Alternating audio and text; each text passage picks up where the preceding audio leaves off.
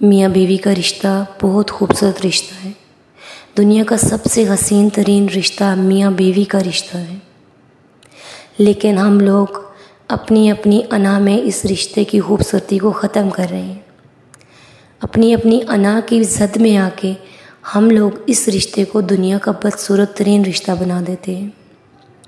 یقین کریں، میں نے بہت سے پرسکون اور خوبصورت رشتے اس انا کی بیٹھ چڑھتے دیکھے۔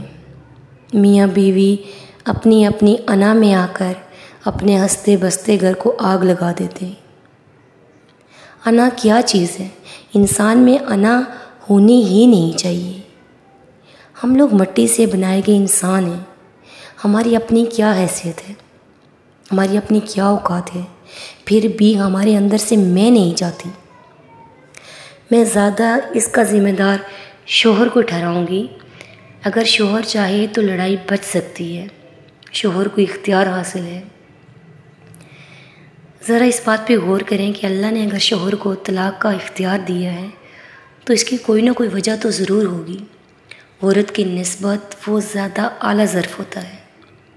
اگر طلاق کا اختیار عورت کو دیا جاتا تو دن میں 1000 مرتبہ عورت مرد کو طلاق دے چکی ہوتی۔ چھوٹی سی بحث جھگڑے پہ عورت نے مرد کو طلاق دے دیتی۔ اللہ نے اگر یہ اختیار مرد کو دیا ہے تو ضرور اس میں کوئی مصلحت ہوگی۔ دیکھیں، جہاں انا آ گئی ہے، جہاں بحث ہو گئی ہے، وہاں سے اٹھ جائیں۔ مرد تو جھگڑے میں گھر سے باہر بھی نکل سکتا ہے۔ مرد چاہے تو جھگڑا بچ سکتا ہے۔ قرآن پاک میں بھی عورت نادان ٹھہرائی گئی ہے۔ عورت کی عقل آدھی ہے لیکن مرد کی عقل پوری ہے۔ مرد اپنی پوری عقل سے کیوں نہیں کام لیتا؟ مرد انا کی جنگ میں یوں کیوں بول جاتا ہے کہ عورت ایک کمزور مخلوق ہے؟ وہ غصے میں بھی آ جائے تو وہ کمزور ہے، وہ مرد پہ ہاتھ نہیں اٹھا سکتی۔ اگر ہاتھ اٹھائے بھی تو وہ مرد کے برابر طاقت نہیں رکھتی۔ اس لیے مرد کو اعلیٰ ظرف ہونا چاہیے۔ آج کل ہر چیز میں میری یہ مرضی ہے، میرا یہ فیصلہ ہے، میں نے یہ کھانا ہے، میں نے یہاں جانا ہے، میں نے یہ پہننا ہے، مجھے یہ پسند ہے۔ یہ چیز ہمارے گھروں کو برباد کر رہی ہے، چاہے شوہر ہو یا چاہے بیوی ہو۔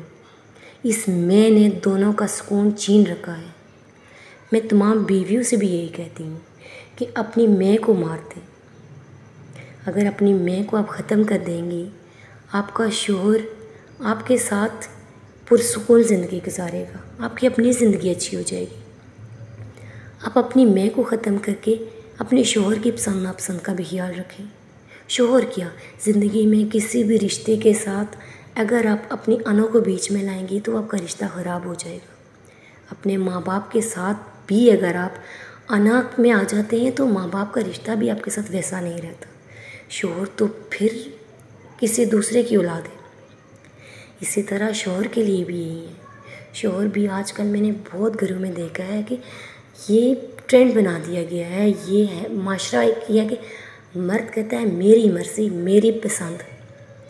بے شک مرد حاکم ہے، میں اس بات کو تسلیم کرتی ہوں، لیکن اگر آپ عورت سے رائے لیں گے، عورت کی رائے کا احترام کریں گے، اس کی پسند ناپسند کا خیال رکھیں گے، اس کی مرضی کا خیال رکھیں گے تو آپ کی اپنی زندگی پرسکون بن جائے گی۔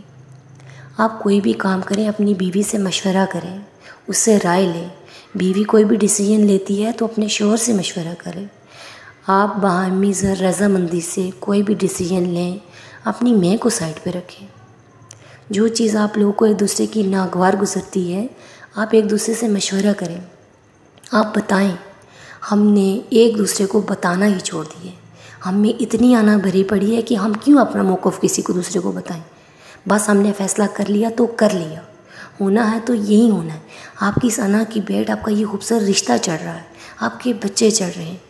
خدا را اپنی انا کو ختم کریں، اپنے رشتے کی خوبصورتی کو ختم مت کریں۔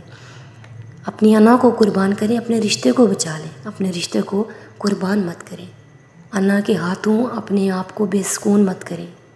انا کو ختم کریں، اپنی زندگی کو سکون میں لائیں تاکہ آپ کی زندگی سکون میں آ سکے۔